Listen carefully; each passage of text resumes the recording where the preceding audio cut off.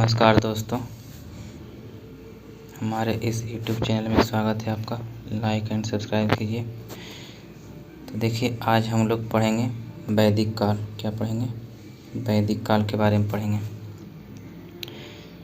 तो चलिए स्टार्ट करते हैं बिना समय गंवाए हुए। कहा कि प्रारंभिक वैदिक काल के दौरान कौन सा शहर प्राचीन मगध साम्राज्य की राजधानी के रूप में कार्य करता था? तो कौन सा था? तो राजगीर था। कौन था? तो राजगीर था। करा इसका देखिएगा कि प्रारंभिक वैदिक काल के दौरान राजगीर, यानी कि जो भी वर्तमान में राजगीर है, उसको पहले राजगिरी कहा जाता था, प्राचीन मगध साम्राज्य की राजधानी के रूप में कार्य करता था। मगध का पहला राजवंश कौन सा था? तो बृहद्रथ वंश था।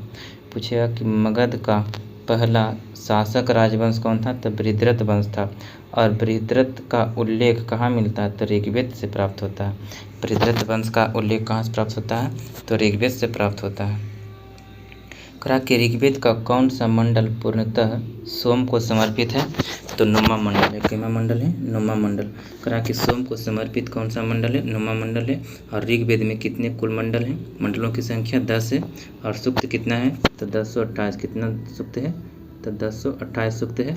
मंडल 10 गो है। मंडल कितना है? 10 गो। ठीक है,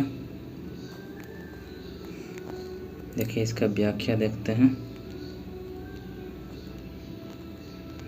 कहा कि ऋग्वेद में कुल 10 मंडल हैं और 9वें मंडल के सभी 114 सूक्त किसको समर्पित है? तो देवता सोम को समर्पित है। और सोम आर्यों का मुख्य पेय था, जिसका करा है कि जिसे मुजवंत चोटी से प्राप्त किया जाता था। कहा कि जो सोम प्राप्त होता था वो कहाँ से प्राप्त किया जाता था? तो मुजवंत की चोटी से प्राप्त होता था। और ऋग्वेद के 10वें मंडल में 4 वर्णों का उल्लेख प्राप्त होता है। कहा कि 4 वर्णों का उल्लेख कहाँ से प्राप्त होता है? तो ऋग्वेद के 10वें मंडल से प्राप्त होता है। कहा कि ऋग्वेद संहिता का 9वां मंडल पूर्णतः किसको समर्पित है? ठीक है, 9वां मंडल पूछेगा तो किसको समर्पित है?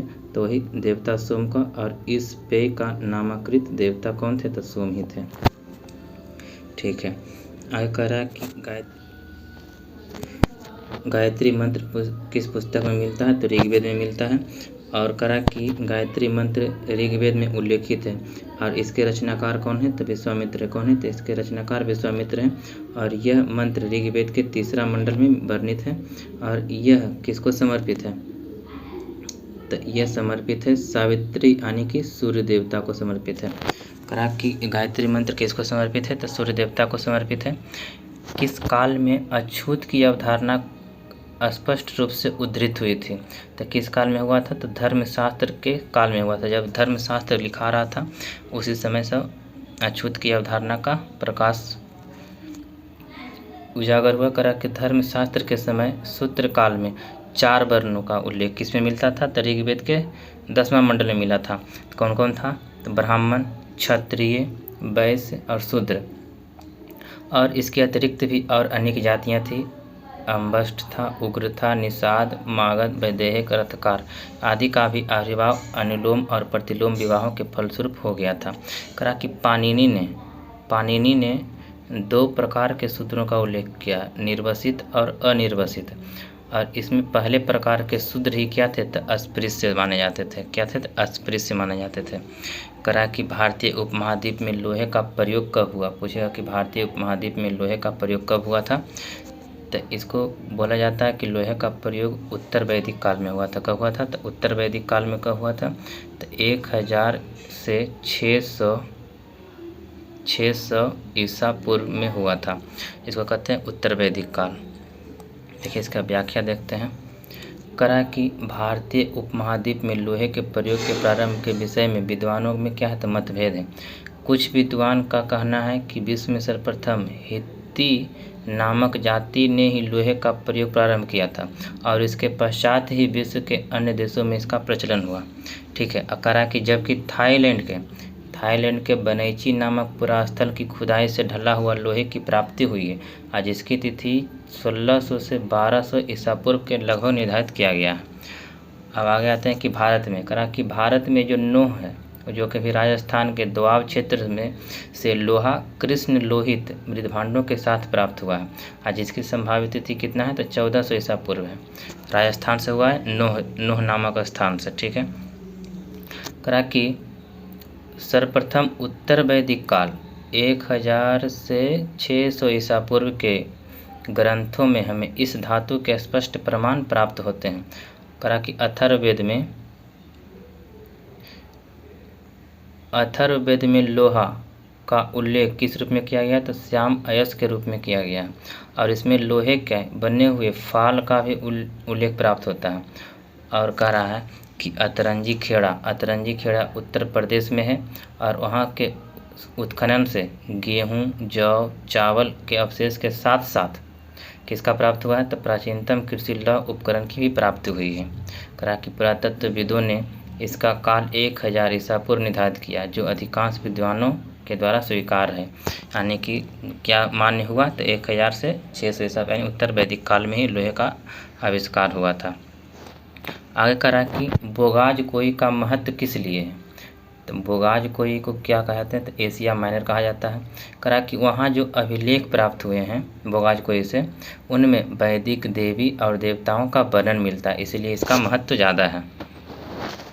देखिए इसमें लिखा कि बोगाज कोई एशिया माइनर, इसको बोगाज कोई को एशिया माइनर कहते हैं। 14वीं शताब्दी ईसा पूर्व के कुछ अभिलेख मिले हैं। इस अभिलेख में ऐसे राजाओं का उल्लेख आया है जिनका नाम आर्यों जैसे थे और जो संधियों के साक्षियों तथा रक्षा के लिए इंद्र, मित्र, वरुण और नासत्य देवताओं का आवाहन करते थे। पूछेगा कि बोगाज कोई में किन किन देवताओं का उल्लेख मिला है, तो इंद्र का मिला है, मित्र, वरुण और नासत्य यानी 4 देवताओं का उल्लेख मिला है किसमें, बोगाज कोई में, जिसको क्या कहते हैं, एशिया माइनर कहा जाता है। कहा कि प्रसिद्ध 10 राजाओं का युद्ध किस नदी के तट पर लड़ा गया था, तो किस नदी के तट पर, तो परुष्णी नदी के तट पर लड़ा गया था, जिसको भी क्या कहते हैं, इसको रावी कहा जाता है।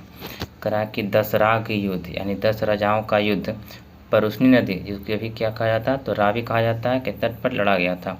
और जिसमें भरतों के राजा कौन थे, तो सुदास। भरतों के राजा कौन थे, तो सुदास, उनके क्या हुई थी, विजय हुई थी। यानी कि 10 राजाओं एक साथ था और भरत के राजा अकेला एक साथ था, तो इसमें सुदास की विजय हुई थी। आगे है कि उत्तर वैदिक काल के दौरान रचित प्राचीन भारतीय ग्रंथ में दार्शनिक भजन और ब्रह्मांड विज्ञान का नैतिकता पर चर्चाएं शामिल है किसमें, तो उपनिषद में। इसको एक बार फिर पढ़ते हैं। करा कि उत्तर वैदिक काल के दौरान रचित किस प्राचीन भारतीय ग्रंथ में दार्शनिक भजन और ब्रह्मांड विज्ञान और नैतिकता पर चर्चाएं शामिल है, तो उपनिषद में शामिल है। किसमें है, तो उपनिषद में शामिल है। कराया है इसका व्याख्या दिया गया, उत्तर वैदिक काल के दौरान रचित उपनिषद में दार्शनिक भजन और ब्रह्मांड विज्ञान और नैतिकताएं पर चर्चा शामिल है। ये किसके दौरान रचित किया गया था, तो उत्तर वैदिक काल के दौरान किया गया था। और उपनिषद भारत के प्राचीन ग्रंथ हैं, ठीक है, जो लगभग 700 ईसा पूर्व से 300 ईसा पूर्व के बीच किस भाषा में लिखा गया था, संस्कृत भाषा में लिखा गया है। पूछा कि उपनिषद किस भाषा में लिखा गया, तो संस्कृत भाषा में लिखा गया। और इसका जो लिखा कब गया था, तो 700 ईसा पूर्व से 300 ईसा पूर्व के बीच लिखा गया था। ठीक है, फिर कल मिलते हैं बौद्ध धर्म को लेकर। तब तक के लिए गुड नाइट।